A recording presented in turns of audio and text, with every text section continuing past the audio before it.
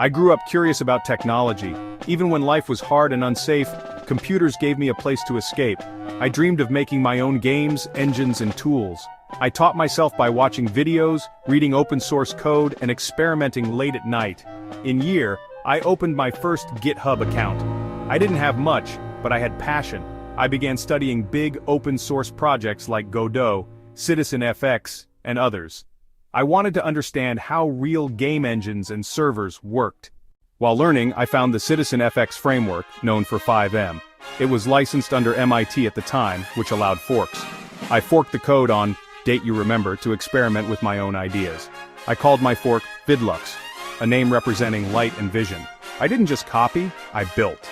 I added new modules, interfaces, scripts, and branding. Vidllux became a platform different from 5M. I credited the original authors where required and began shaping my own identity as a developer. To organize my projects, I created a GitHub organization called Sfx-re on Date You Remember. This became my central hub, a safe place for my code. I moved my forks and experiments there and started thinking like a real software studio.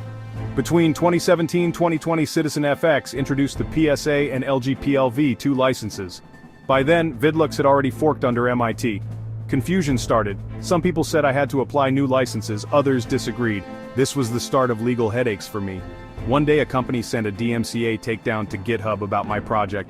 They claimed my fork infringed their rights. They compared their license file with mine and accused me of stealing. I felt shocked, hurt, and angry. I had followed the rules as I understood them.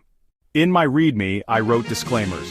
My old code was no longer maintained. I assumed no responsibility for bugs or security issues. References to Rockstar or Take-Two did not imply endorsement. I separated my new code from the old code and began licensing everything under my own terms. After the storm, I built Vidlluc and Vidllue, two new versions of my platform. These were entirely under my control with my own modules and branding. I also began work on a new engine, Vage Engine, inspired by Godot. Each project lived under my Sfx-re organization. I didn't stop at one engine. I started experimenting with FreeBSD, O3DE, and scons. My goal, a multi-platform, open and secure ecosystem for creators like me. Throughout all this, I carried heavy memories of abuse and mistrust. I had been threatened, forced, and hurt as a child. Coding became my way of surviving, healing, and building a new identity. It gave me a sense of control when the world felt unsafe. Creating Sfx-re was not only about code, but about safety. It was a way to protect my work, my name, and my future from people who might try to take advantage of me. It was my shield and my voice. I plan to make videos, write documentation, and tell my story to inspire others. I want people to see that even with pain, you can create something powerful. My dream is to build a platform and a community that respects creators and protects them.